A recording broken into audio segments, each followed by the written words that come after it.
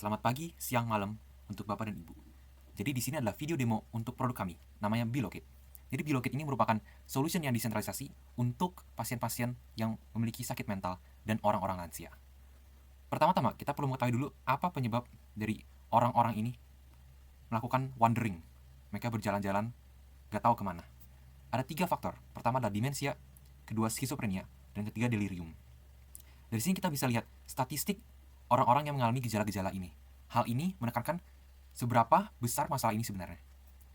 Nah, mengapa prevention untuk mencegah mereka wandering sangatlah susah? Ada 4 alasan. Pertama, lack of 24/7 supervision. Lalu, difficulty in symptom detection.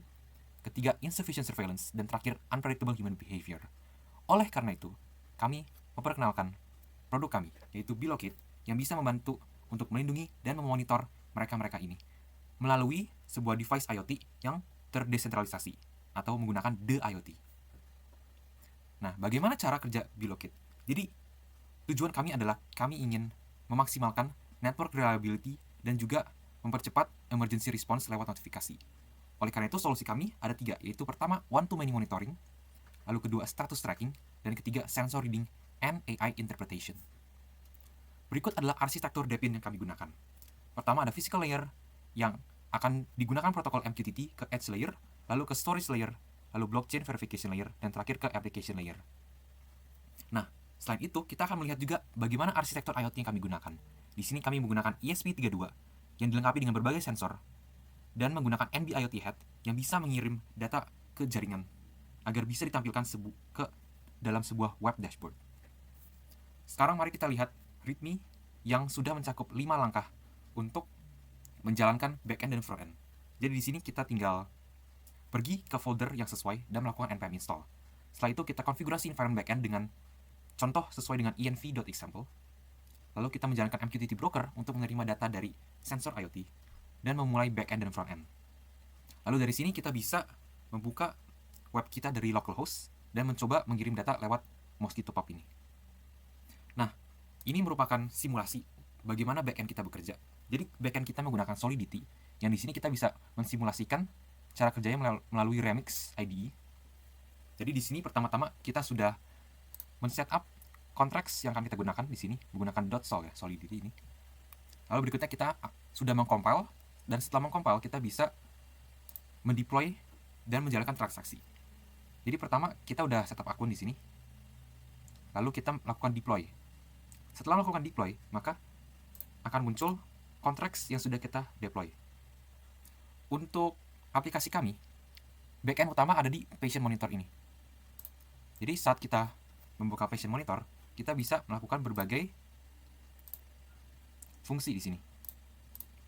Nah, fungsi yang penting yaitu pertama adalah register device. Jadi register device ini kita akan memasukkan device kita ke server backend. Nah, di sini sudah di setup device ID, guardian, full name, age, sama home location. Untuk isi guardian, kita tinggal ambil dari account ini. Kita copy account. Lalu kita paste di sini. Dari sini kita melakukan transact. Nah, ini error karena akun kita sudah registered. Namun kalau misalkan masih baru, nanti akan berhasil. Nah, berikutnya kita bisa melihat get total devices. Di sini kita bisa lihat ada 1 ya. Karena device kita sudah register sebanyak 1 kali. Lalu kita bisa juga log event. Jadi log event ini, tadi kita ingin memaksimalkan adanya notifikasi secara real time supaya mereka cepat mendapatkan respons. Nah, di sini kita menggunakan log event dalam backend. Di sini kita ada device ID sesuai dengan register device ID-nya. Lalu ada event type, ada normal, terus ada juga alert. Nah, di sini data hash, kita bisa masukkan data hash menggunakan hash tool di sini. Jadi nanti kita misalkan tulis hello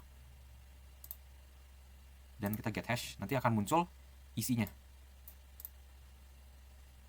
Nah, setelah ini kita melakukan transact. Nah, ini berhasil, dan kita lihat di get total events. Dia bakal tambah 1, yang sebelumnya 1 sekarang jadi 2. Begitu cara kerja backend-nya yang menggunakan Solidity ini. Lalu berikutnya untuk frontend kami. Ini front kami, Bilokit ya. Pertama akan masuk ke login page. Jika belum ada akun, maka kita bisa sign up dulu. Nah, berikut inilah dashboard kami. Jadi dashboard ini akan diberikan kepada Guardian. Guardian ini dia bisa menambahkan pasien seperti nama lengkapnya, tempat lahir, penyakit, dan lain-lain. Nah, lalu di sini kita akan menambahkan device kami. Jadi harus cari dulu device-nya. Nah, nanti akan digunakan si fitur NB-IoT dari si ESP-nya untuk mendapatkan signal dan akhirnya bisa connect ke device tersebut. Nah, setelah kita sudah menambahkan device, menambahkan pasien, maka akan muncul nih jumlah orang-orangnya.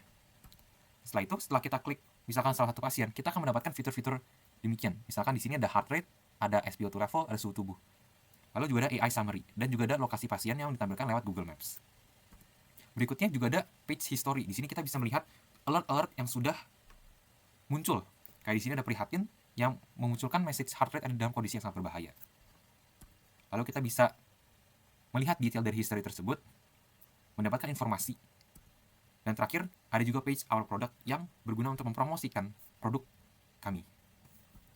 Mungkin sekian untuk demo kali ini. Terima kasih.